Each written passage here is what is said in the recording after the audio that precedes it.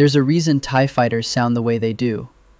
It's the same reason the Stuka dive bomber had sirens bolted to its landing gear in World War II. Not for aerodynamics, to terrify every person on the ground. Andor understood that, and I think it tells us something about this show nobody's actually talked about yet. Every video essay about Andor tells you the same thing. It's good, it's mature, it's underrated. Sure, all true. But none of that explains anything. None of it answers the question people keep asking after they finish this show. Why does a Disney Plus Star Wars series make me feel something I can't quite name? This video isn't here to tell you Andor is good. It's here to show you the mechanism, the specific, traceable reason it works. And the character who makes the case better than anyone, the one whose body carries the entire thesis in every controlled gesture and every loosened button, is Mon Mothma. She never fires a blaster, never runs from stormtroopers, never sees the inside of a prison cell. And she might be the most oppressed character in the entire show, because her prison is one she has to smile inside of, every day, while the people who built it compliment her dress. To understand what her performance is doing, you first need to understand what the show itself is built on. It starts with that sound.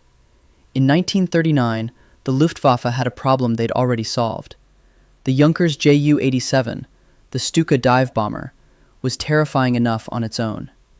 Nearly vertical dives, pinpoint accuracy, devastating ordnance. But destruction wasn't enough. The German military wanted the destruction to start before the bomb hit. So they bolted small, wind-driven sirens to the landing gear fairings. Jericho trumpets created drag, actually slowed the plane down, made it aerodynamically worse. The Luftwaffe didn't care, because when a Stuka entered its dive, air rushing through those housings produced an escalating wail that reached the ground seconds before the payload did. The sound was the first weapon. It broke formations. It scattered civilians. Turned a 3-second bombing run into what felt like an eternity, because your brain started processing the attack the moment you heard the scream. Military psychologists call it anticipatory terror. The gap between perceiving danger and experiencing it. That's where the real damage lives. This principle is ancient. Aztec warriors carried skull-shaped whistles that produced sounds like human screaming, hundreds blown simultaneously before battle. The Nebelwerfer rocket launcher earned the nickname Screaming Mimi from American soldiers because its projectiles shrieked in flight. In Vietnam, that rhythmic Huey blade slap became its own psychological payload. Across centuries, sound that arrives before violence becomes indistinguishable from violence.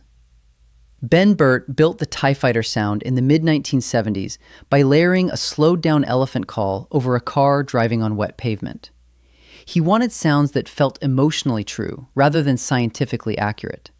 Space is a vacuum.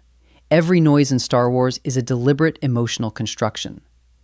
And what he created is a rising, Doppler-shifted wail that bypasses the thinking brain entirely.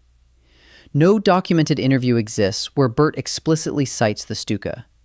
The parallel might be conscious, might be structural, might simply be the inevitable result of engineering a sound whose entire job is terror. What matters isn't the origin. What matters is what Andor does with it.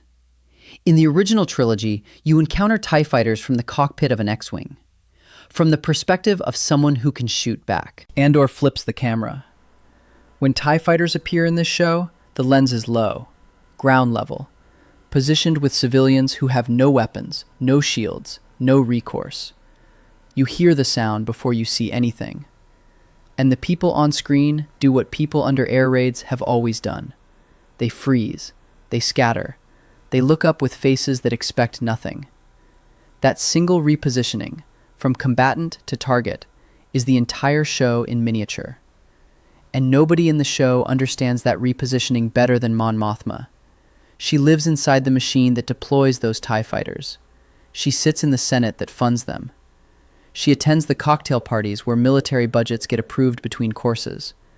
And she has to stand there, glass in hand, performing delight, while knowing exactly what those budgets purchase. Star Wars has always carried World War II in its blood. George Lucas wasn't subtle about it. Imperial uniforms modeled on the Wehrmacht. Stormtroopers lifted directly from the Sturmabteilung. Palpatine's rise tracking Hitler's exploitation of emergency powers. The Death Star trench run storyboarded from actual World War II gun camera footage. Lucas studied the Dam Busters and 633 Squadron to choreograph those X-Wing attacks. He even described Vietnam as a structural influence, the Empire as technological superpower, the rebellion as guerrilla insurgency. Andor didn't invent historical parallels in Star Wars. What Tony Gilroy did was change the depth at which they operate. Lucas borrowed how fascism looked, the uniforms, the rallies, the planet-killing weapon. Visual shorthand, iconic and effective. Andor encodes how fascism felt to live inside on a Tuesday afternoon when nothing dramatic was happening and the walls were still closing in. Gilroy's background is exactly why. The Bourne Trilogy. Scripts about a man trying to reclaim his identity from an intelligence apparatus that treats human beings as disposable. Michael Clayton, a film he wrote and directed about a corporate fixer who realizes his entire career has been spent protecting people who deserve to be destroyed. Institutional power, surveillance, moral compromise. He came to Star Wars through Rogue One reshoots, and when he pitched this series, he did it with what he called a long forensic manifesto. In 2022, he told Sci-Fi Wire he wanted to use the Star Wars canon as a host organism for absolutely realistic storytelling. Host organism. Star Wars isn't the subject, it's the delivery system. A familiar container into which he could pour something audiences might never accept without the camouflage of hyperspace and lightsabers. He's been open about not being a Star Wars devotee before the job. That distance from the mythology might be the most important creative condition that let Andor exist. He wasn't interested in fan service. He was interested in what it feels like when the state decides you don't matter. No character in this show feels that more acutely, more intimately, more constantly than Mon Mothma. And the moment that shows why her position is uniquely suffocating is, oddly, one that doesn't feature her at all. It's the moment that generated more audience response than any other beat in the entire show. Not a battle, not a speech. A man getting arrested for nothing. Episode 7, Season 1. Cassian has just helped pull off the rebel heist on Aldhani. He flees to Nyamos to disappear, lying low, drawing zero attention. During a routine Imperial security sweep, shore troopers stop him. The charges are functionally meaningless. He's caught in the dragnet of the Public Order Resentencing Directive, a bureaucratic mechanism that retroactively increased sentences across the board. He's not arrested for being a rebel. He's not arrested for the heist. He's arrested because the Empire built a legal framework where anyone can be arrested at any time for essentially anything. 6 years on Narkina 5. Watch how it's directed. No music swelling. No dramatic push-in. The shore troopers process him with the bored efficiency of people checking cargo manifests. The scene plays out with the flatness of a traffic stop, and that's what makes it devastating. The audience recognizes, at a level deeper than plot, that this is how authoritarian enforcement actually works. The point is never punishment, it's demonstration. In the Soviet Union, Article 58 covered anti-Soviet activity, so broadly it could mean a joke at a dinner party. In apartheid South Africa, past laws meant a black citizen could be detained for existing in the wrong area. In Nazi Germany, Schutzhaft, protective custody, let the Gestapo hold anyone indefinitely without charge. In China today, picking quarrels and provoking trouble gets deployed against journalists and lawyers whose only crime was visibility at an inconvenient moment. The through line? When the state can arrest anyone for anything, compliance is never enough. That's not a malfunction. That's the design. Hannah Arendt identified this in 1963. Totalitarian enforcement isn't dramatic. It shows up as a bored clerk following procedure, A system so routine, the people running it don't register what they're doing as violence. Here's why Cassian's arrest matters for understanding Mon Mothma. She sits inside the institution that makes those arrests possible. She votes on the legislation. She knows, with granular specificity, how the machinery works, because she helps maintain its public legitimacy by being there, by being a senator, by lending her presence to the body that passes these directives. The Public Order Resentencing Directive that sends Cassian to prison for 6 years, that came from her colleagues, the people she dines with, the people whose children know her children, and she can't say a word about it. Most people in Andor who suffer under the Empire get to be angry.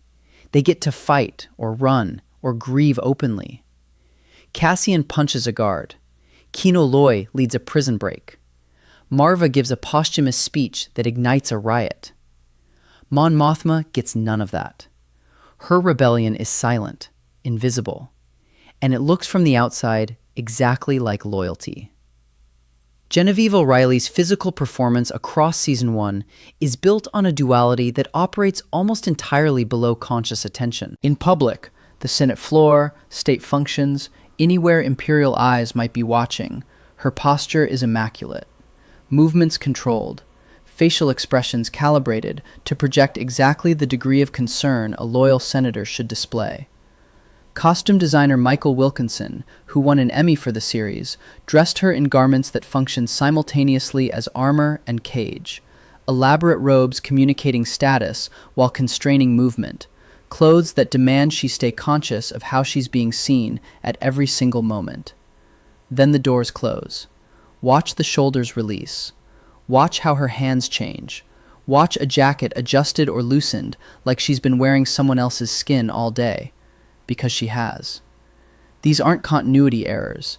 They're blocked, directed performance choices rooted in the understanding that people who live under surveillance develop a second body, the body that's watched, and the body that exists only when the watching stops. Political scientist James C. Scott called these hidden transcripts, the private language and behavior of the dominated that exists only offstage, invisible to power. Václav Havel, the Czech dissident who became president, wrote about the same thing in 1978. He called it living within the lie. Citizens of Soviet bloc states performing daily rituals of loyalty they didn't feel, displaying slogans they didn't believe, because the alternative to performance was destruction. Mon Mothma's version of this is exquisitely specific. The dinner party scene. She's hosting in her own home, a space that should be private, but has been colonized by the demands of performance. Her husband Perrin moves through the room like a man perfectly comfortable in the Empire's social ecosystem. Because he is. He's not pretending. He genuinely enjoys this world, its privileges, its hierarchies. And Mon Mothma has to stand next to him and perform the role of contented political wife, while every molecule in her body is screaming in a frequency no one in that room can hear. The blocking in those scenes is surgical. O'Reilly positions herself at angles that suggest engagement while creating physical distance. Half-turned, reaching for a glass, adjusting a cuff. Small movements that read as social grace but function as retreat. She's never fully facing anyone, never fully present. Her body is always partly somewhere else, because that's what years of dual existence do. You forget how to be in a room without calculating exits. And then there's the money. Mon Mothma isn't just a symbolic rebel, she's a financier. She's funneling enormous sums to the nascent rebellion, and the show tracks the specific, grinding mechanics of how she does it, and what it costs her. When she reaches out to Tay Kolma, a banker from her homeworld of Chandrila, she's asking him to move funds through channels that could get them both killed. Watch O'Reilly in those scenes. The warmth when she greets him, the flicker of guilt when she realizes she's pulling him into something he can't fully understand. The precise calibration of how much truth to share and how much to hold back. She's recruiting an asset. She hates that she's doing it. She does it anyway. But Tay Kolma's channels aren't enough. The sums are too large, the scrutiny too close. And that's when Davos Skolden enters. a well-connected businessman who can move the money but whose price isn't credits. His price is access, legitimacy, and eventually, appallingly, a marriage. His son to Mon Mothma's teenage daughter, Leda. This is where Andor's encoding of historical oppression reaches its most intimate and most devastating frequency. Watch the scene where Skolden makes his intentions clear. O'Reilly doesn't scream, doesn't protest. Her face barely moves. And that's the horror of it. Because by this point, Mon Mothma has been performing neutrality for so long that even genuine revulsion gets processed through the same diplomatic filter she uses in the Senate. She can't afford an honest reaction. Not here either. The machinery of her double life has consumed even her ability to be authentically disgusted in private. She receives the information about her daughter's future the way she receives imperial policy briefings, with a composed face and a mind racing through escape routes that probably don't exist. The contrast with Luthen Rael sharpens this to a razor point. Stellan Skarsgård plays Luthen as a man who runs an antiquities gallery on Coruscant, a literal business of selling beautiful objects while secretly coordinating armed rebellion. His dual life is theatrical by nature. He changes clothes, changes accents, changes posture. He gets a monologue that tells you the cost in explicit terms. It's a magnificent speech. It's also a luxury. Mon Mothma doesn't get that monologue. She doesn't get to articulate the cost because articulating it would be a crack in the mask she can never afford. Luthen operates in the shadows between identities. He has moments of privacy, moments where no one is watching, moments where he can be the person the galaxy doesn't know about. Mon Mothma operates in direct sunlight, in the most surveilled building in the galaxy, with a smile that must never falter. His prison has walls he can occasionally step outside of. Hers doesn't. And consider the specific texture of their interaction.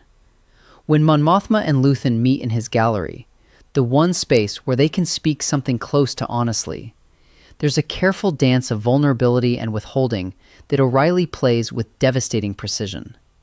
She needs his help. She needs his network. She also knows that the moment she became useful to Luthen Rael, she stopped being a person to him and became an asset. She can see it in how he talks to her, that shift from warmth to calculation, the way a handler manages a source. And the terrible irony is that she's doing the same thing to Te Kolma. The rebellion reproduces the Empire's logic of instrumentalizing people even as it fights to dismantle it. Mon Mothma knows this. You can see it in the way she holds herself differently after those gallery meetings. Not relieved, not empowered, but diminished. A little more hollowed out each time. Because Mon Mothma is fighting a war that eats from the inside. The Empire is taking her freedom. The rebellion is taking her daughter. Her husband is taking her patience. And the Senate chamber takes whatever's left. Every morning she walks in, puts on the face, and pretends the institution she's helping to destroy still deserves her presence. Women navigating authoritarian systems have historically lived inside exactly this trap.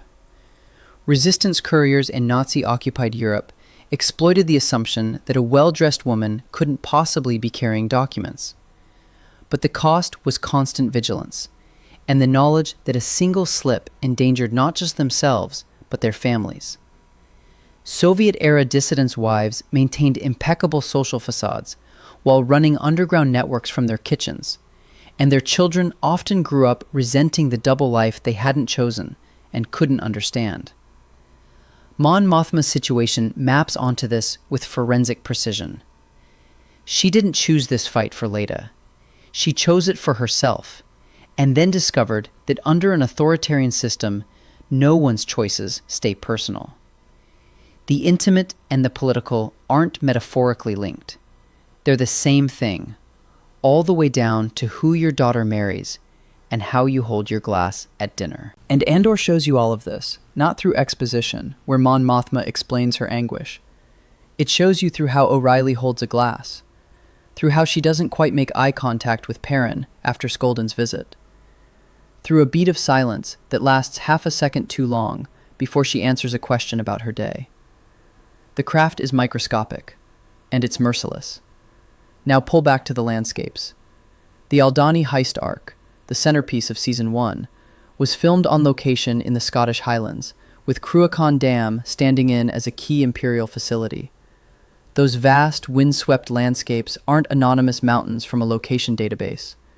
They're the Highlands of Scotland. And they look the way they look because of what happened there. The Highland clearances. Roughly 1750 to 1860. Over more than a century, Gaelic-speaking communities who'd lived in those glens for generations were systematically evicted by landlords who decided sheep were more profitable than people. Homes burned, townships emptied, families driven to coastal slums or onto immigration ships bound for Nova Scotia and Australia. That stunning, wild Scotland tourists photograph today, those sweeping, empty valleys, that's not wilderness. That's aftermath. The land is empty because the people were taken off it. When Andor's camera frames the Aldani landscape in enormous wide shots, tiny figures dwarfed by valleys, the wind the only sound, it's working with a location that carries historical weight, whether you know the history or not. Production designer Luke Hull built the Ferric set on a practical backlot in Little Marlow, brick by brick, rather than projecting it onto LED screens. That commitment to real materials extended to real locations. The team went to the Highlands because if you want an audience to feel the weight of a place, you have to go to a place that has weight. And those empty glens mirror something about Mon Mothma that the show never states outright. Her life has been cleared too. Not by force, by necessity. Every genuine relationship, every honest conversation, every spontaneous moment of being herself, all of it has been removed to make room for the rebellion's needs, the same way the Highlanders were removed to make room for sheep. What's left is a landscape that looks impressive from a distance, sweeping and composed and beautiful. But step closer and you feel the absence. You feel what should be there and isn't. Her marriage is a cleared glen. Her relationship with Leda, a cleared glen. Her friendships on Coruscant, hollowed out by the impossibility of honesty. Mon Mothma moves through a life that has been emptied of everything personal, and like those Highland valleys, the emptiness itself tells the story if you know how to read it. The Aldani landscape isn't a backdrop, it's a witness. And Mon Mothma is a senator who can never publicly acknowledge what it's witnessed. Which brings us to the line that broke something open. There's a moment in the show, delivered with the resigned casualness of someone describing the weather, where a character observes that the Empire's crimes aren't a problem if you don't look up. Keep your eyes on the ground. Don't notice. The craft is in the delivery, not whispered, not anguished, not defiant, just stated, like you'd mention the cantina closes early on rest days. That flatness is the blade, because it captures something every person who's lived under authoritarianism immediately recognizes. This social contract of strategic blindness. Don't notice. Don't say. Don't resist. Not because you're a coward, because noticing is expensive, and the people who notice tend to vanish. Mon Mothma is the exact inversion. She looks up every single day. She looks directly at the machinery of oppression, examines its gears, maps its funding, understands its logic. And then she walks into the Senate chamber and performs the face of someone who sees nothing unusual. The line isn't about her, but it describes her prison perfectly. She can never stop looking up, and she can never let anyone see that she's looking. Life under Soviet satellite states, Poland, Czechoslovakia, Hungary, East Germany, required exactly this split performance.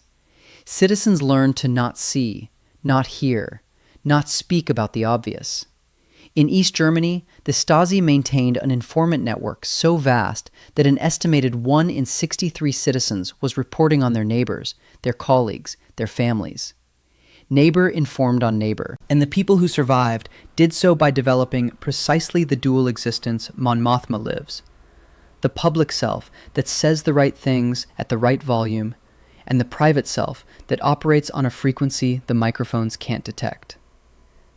After the show aired, one commenter, Eastern European, writing about their own country, said the line felt like reading the news from home. Not metaphorically, literally. That the show had articulated something they lived with daily, but had never heard spoken in entertainment aimed at a global audience. That response isn't a coincidence. It's proof of mechanism. When you encode the actual architecture of oppression into your craft choices, not the aesthetic of oppression, not the visual shorthand, but the lived daily texture of what it means when the state owns your silence. The people who've lived inside that architecture recognize it instantly. They don't need to be told the show is good. They feel it in their nervous system. The same way that TIE fighter whale bypasses thought and lands in the body. The same way Mon Mothma's half-second pause before answering a question tells you everything a monologue couldn't. So here's the full picture. Cassian's arrest isn't about Cassian. Mon Mothma's jacket isn't about fashion. The empty highland landscape isn't scenery. The TIE fighter whale isn't sound design. Every single one of these craft choices is a delivery vehicle for something with a name, a date, a body count, and a paper trail in actual history. And Mon Mothma is the character who ties it all together, because she's the one who lives inside the system that produces the arrests, funds the TIE fighters, empties the landscapes, and demands the silence. She has to keep living inside it, because leaving would mean losing the only position from which she can fight. That is why Andor feels like real oppression. Not referenced, not alluded to, structurally encoded, craft choice by craft choice, into a show that treats its audience like adults instead of children. Here's the thing nobody wants to say out loud. Once you see what Andor is actually built on, not a darker tone, but real historical blueprints of how states break people, embedded in every sound mix, every landscape, every costume adjustment, every line reading, you understand why Disney let one person make this and will probably never let anyone do it again. Andor's power and its corporate incompatibility are the same thing. The show works because it's built on the mechanics of real oppression, and that is fundamentally at odds with a brand built on magic, wonder, and theme park merchandise. Gilroy pitched his forensic manifesto, got unusual creative autonomy, and delivered something critics couldn't stop praising. But the math doesn't favor a repeat. The Star Wars brand needs to sell lunchboxes and hotel rooms. Mon Mothma slowly suffocating under the weight of performed loyalty, sacrificing her daughter's future to fund an insurgency she can never publicly acknowledge, holding her face still while Davos Skolden names his price. That doesn't move units at Galaxy's Edge. That's not a grievance. It's the structural conclusion of the argument. Gilroy used the Star Wars canon as a host organism, and the host organism's corporate immune system is unlikely to allow that infection twice. So if you've watched Andor and felt something you couldn't explain to your friends, something that sat heavier than a space adventure should, something that made you think about your own government, or your grandparents' stories, or the news from a country you've never visited, now you know why. You weren't imagining it. It was built in, deliberately, traceably, by a filmmaker who spent his career studying how institutions crush people, and who smuggled that knowledge into the one franchise big enough to make the whole world feel it. Mon Mothma buttons her jacket, straightens her posture, walks back into the Senate chamber with a face that says nothing and eyes that hold everything. That's the show, right there, in the space between the button and the smile. If this changed how you see Andor, subscribe. More like this is coming.